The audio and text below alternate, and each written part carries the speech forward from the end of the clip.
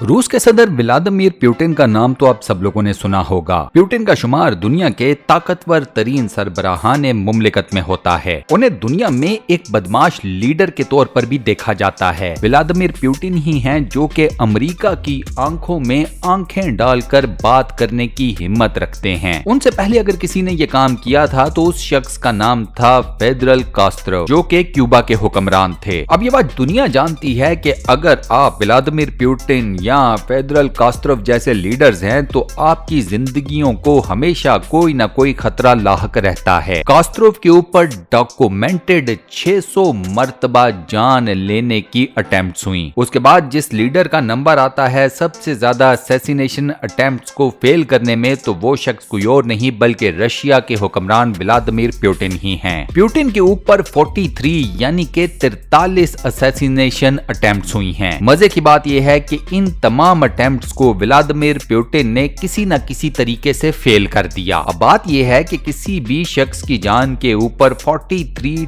Times attempt हो और वो इन तमाम अटेम्प्ट्स में जिंदा बच जाए, तो फिर इसका मतलब यह है कि उस बंदे में कोई ना कोई खास एबिलिटी जरूर है। आज की स्पेशल वीडियो में मैं आपको बताऊंगा कि व्लादिमीर पुतिन 43 असैसिनेशन अटेम्प्ट से कैसे बचे। पुतिन के पास ऐसा कौन सा सर्वाइवल मैकेनिज्म है कि जिसकी बदौलत वो हर बार मौत के मुंह से जिंदा सलामत वापस आने में कामयाब हो गए। वीडियो बेहद मजेदार होने वाली है, बेइंतहा हैरत अंगेज किस्म के फैक्ट से भरी हुई है। सो इस वीडियो को दोस्तों शुरू से लेकर आखिर तक कंप्लीट जरूर देखिएगा। साथ ही वीडियो में आगे बढ़ने से पहले आप लोगों से एक छोटी सी गुजारिश के तो वीडियो के ऊपर लाइक के बटन को प्रेस कर दें, और अगर आपने अभी तक हमारे इस चैनल को सब्सक्राइब नहीं किया हुआ तो बराए मेहरबानी चैनल को सब्सक्राइब जरूर कर लें और साथ बने हुए बेल के आइकन को लाजमन प्रेस कर दीजिएगा।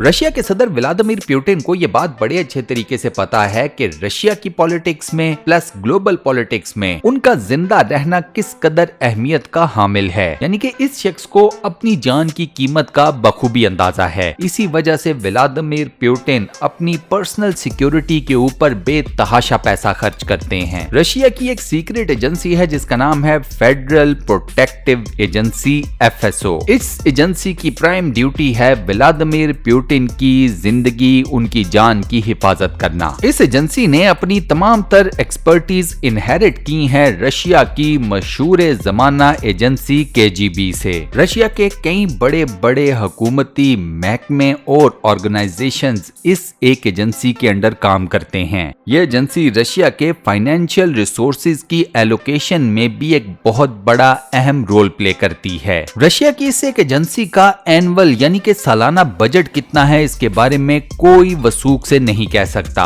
स्ट्रॉन्गेस्ट अंदाजा ये है कि इस एजेंसी का सालाना बजट 3 बिलियन US के करीब है। इस एजेंसी में 50,000 के करीब बंदा काम करता है। इस एजेंसी की बदौलत व्लादिमीर पुतिन की सिक्योरिटी डिटेल्स ऐसी हैं कि आपने ऐसी डिटेल्स किसी भी दूसरे हुक्मरान के लिए नहीं देखी होंगी। और यहाँ मैं बात कर रहा हूँ पूरी दुनिया के हुक्मरानों की। FSO पुतिन की सिक्योरिटी के लिए इंतहाई स्टेट ऑफ द आर्ट, इंतहाई जदीद और इंतहाई महंगा किस्म का इक्विपमेंट इस्तेमाल करती है। इनके एजेंट्स को बेहतरीन तरीके से ट्रेन किया जाता है ताकि वो किसी भी सिचुएशन को फौरन से काउंटर कर सकें। मजे की बात यह है कि रशिया के अंदर FSO किसी भी ब्यूरोक्रेट को आंसरेबल नहीं है। FSO के बाद आती है द नेशनल गार्ड। इस एजेंसी को व्लादिमीर पुतिन खुद सिलेक्ट करते हैं। नेशनल गार्ड के 1 मिलियन से ज्यादा एम्प्लॉइज हैं और इनमें से गिने चुने एम्प्लॉइज को पुतिन की सिक्योरिटी के ऊपर मामूर किया जाता है। नेशनल गार्ड इस बात का भी ख्याल रखती है कि मिलिट्री के अंदर किसी भी किस्म की कोई कू ना हो और विद इन द इंस्टीट्यूशंस कोई भी व्लादिमीर पुतिन के अगेंस्ट खड़ा ना हो पाए। इस एजेंसी के ऊपर भी सालाना एक बहुत बड़ा बजट खर्च किया जाता है। उसके बाद नेक्स्ट नंबर पर जो एजेंसी आती है जिसका काम सिर्फ और सिर्फ व्लादिमीर पुतिन की हिफाजत करना है, उसका नाम है SBP। व्लादिमीर पुतिन के इर्द गिर्द उनके पर्सनल सिक्योरिटी में आपको जो 2 पीस पहने हुए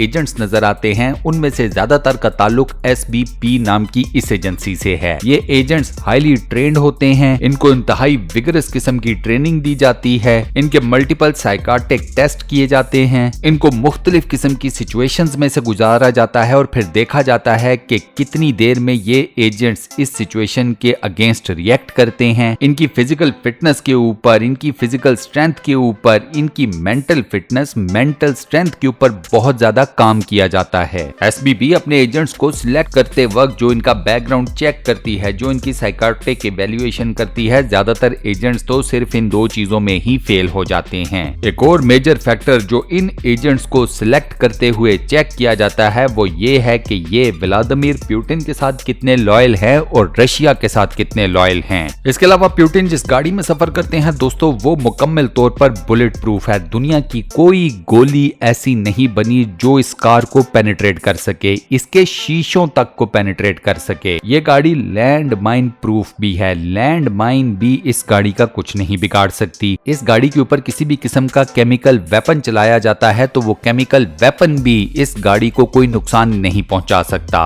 और तो और छोटे लेवल के ऊपर इंपैक्ट देने वाले मिसाइल भी इस गाड़ी को कुछ भी नहीं कर पाते। इस गाड़ी के शीशे अगर मुकम्मल तौर पर बंद हो जाएं तो भी इसके बाहर लगे हुए सीसीटीवी कैमरास गाड़ी के इर्द गिर्द 360 डिग्री का एंगल और तमाम तर फुटेज गाड़ी के अंदर बैठे हुए व्लादिमीर पुतिन को लाइव दिखा रहे होते हैं। इसके अलावा एक और course of action Vladimir Putin का ऐसा है कि जो कहा जाता है अब तक उनकी जिंदगी को बचाए हुए है, एलिमिनेट योर एनिमीज, यानी कि अपने दुश्मनों का खात्मा कर दो। व्लादिमीर पुतिन जब से रशिया के प्रेसिडेंट बने हैं उनके सामने जो भी खड़ा हुआ वो मंजर आम से गायब ही हुआ। इसकी ताजा तरीन मिसाल है वैगनर। वैगनर उस ग्रुप का सरबराह था जो एक जमाने तक व्लादिमीर पुतिन के लिए ही काम किया करता था। वैगनर मर्सरीज की एक पूरी कॉर्प्स को चलाता था और ये व्लादिमीर पुतिन की हिफाजत भी करते थे। जी हाँ, व्लादिमीर पुतिन की पर्सनल सिक्योरिटी में द वैगनर कॉर्प्स के भी काफी ज्यादा जवान मौजूद थे। वैगनर ग्रुप के बारे में ये भी कहा जाता है कि ये कई ह्यूमन राइट्स वायलेशन में इन्वॉल्व था और ये सब कुछ इन्होंने व्लादिमीर पुतिन के ही कहने पर किया। व्लादिमीर पुतिन ने कभी भी द वैगनर कॉर्प्स को ओन नहीं किया। वो हमेशा से मीडिया के सामने तो यही कहते रहे कि उनका और इस कॉर्प के बीच में कोई ताल्लुक नहीं, कोई रिश्ता नहीं। वैगनर के बागी होने के बाद व्लादिमीर पुतिन को पता चल गया कि उनके सामने एक और दुश्मन खड़ा हो चुका है जो किसी जमाने में उनका अपना ही था। इस साल जून में the Wagner corps Vladimir Putin को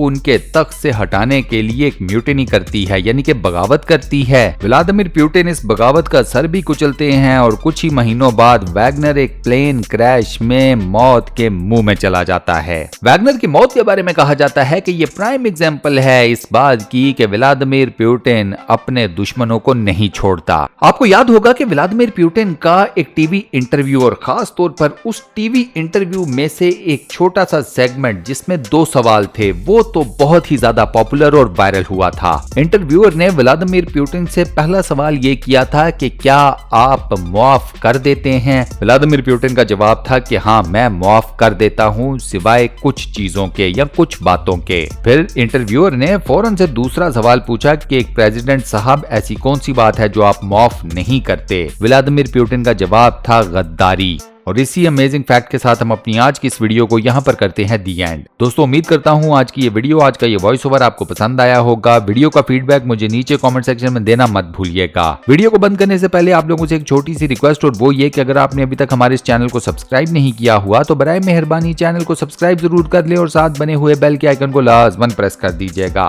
वीडियो के ऊपर लाइक का बटन भी दबा दें। इंशाल्लाह नेक्स्ट किसी बेहतरीन किस्म की वीडियो में आपसे मुलाकात होगी। अल्लाह हाफिज।